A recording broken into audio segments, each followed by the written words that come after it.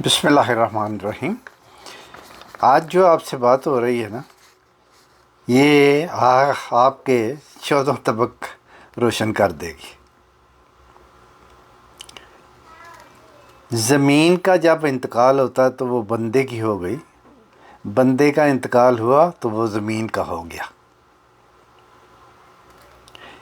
یہ جملہ صرف الفاظ نہیں بلکہ زندگی کا ایک ایسا سبق ہے جو اگر ہم سمجھ لیں تو ہماری سوچ بدل جائے گی۔ دیکھیں، جب زمین کا انتقال ہوتا ہے تو اگر تو وہ زمین اچھی ہو، زرخیز ہو، تو بندہ بڑا خوش ہوتا ہے کہ میرا سودا بڑا زبردست ہے۔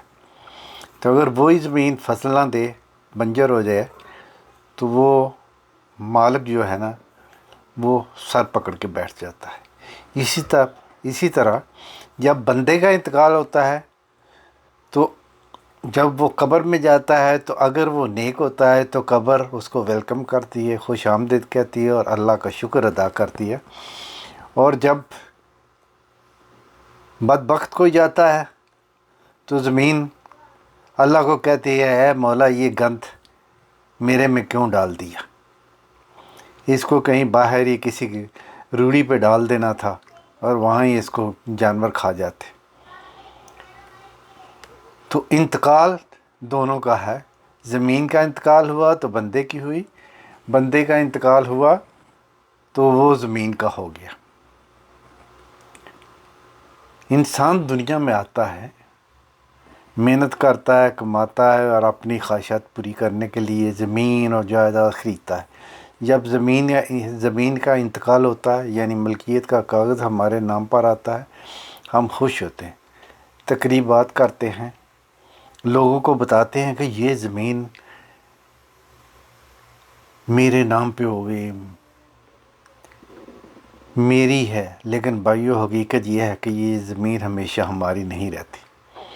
جب ہمارا انتقال ہوتا ہے تو وہی زمین جس کے لیے ہم نے ساری زندگی جد و جہد کی ہوتی ہے وہ ہمیں اپنی آغوش میں لے لیتی ہے۔ پھر نہ وہ کاغذ کام آتا ہے، نہ وہ جائیداد، نہ بینک بیلنس، نہ وہ انتقال، صرف ہمارے مال قبر میں ساتھ جاتے ہیں۔ اللہ تعالیٰ قرآن میں فرماتا ہے، کل نفس ذائقۃ الموت، ہر جان کو موت کا مزہ چکھنا ہے۔ دوسری جگہ اللہ تعالیٰ فرماتا ہے، وَمَا الْحَيَاةُ الدُّنْيَا إِلَّا مَتَاعُ الْغُرُورِ، دنیا کی زندگی صرف ایک دھوکے کا سامان ہے۔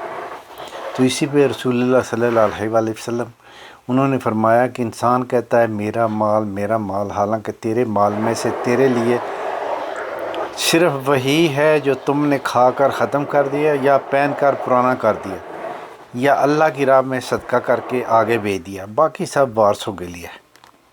یہ زمین، یہ مکان، یہ جائیداد صرف ایک آزمائش ہے، اصل گھر تو ہماری قبر ہے،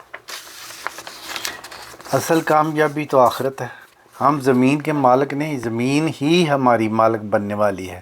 لہٰذا اپنے دل سے فخر، غرور، لالچ نکالیں، زمین اور دولت سے زیادہ اپنے اعمال کو سنواریں، کسی کی حق تلفی نہ کریں، حرام نہ کمائیں، کیونکہ جو زمین ہم دوسروں کا حق مار کر لیں گے وہ ہو سکتا ہے وہی قبر میں ہمارے لیے عذاب کا سبب بنے۔